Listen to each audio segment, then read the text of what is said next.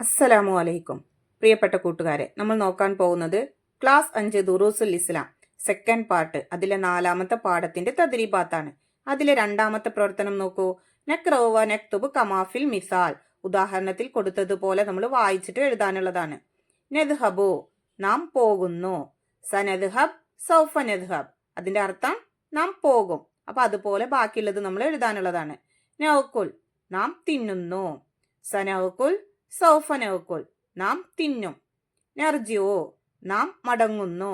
സനർജിഉ, സൗഫ നർജിഉ, നാം മടങ്ങും. അടുത്തത് ബഅദ, അതിന്റെ വിപരീതം ഖബൽ. ബദഅ, അതിന്റെ വിപരീതം ഇൻതഹ. അപ്പോ അടുത്തത് നോക്കൂ. ഖബൽ, അതിന്റെ വിപരീതം ബഅദ്. ഇൻതഹ, അതിന്റെ വിപരീതം ബദഅ. അടുത്തത് നോക്കൂ.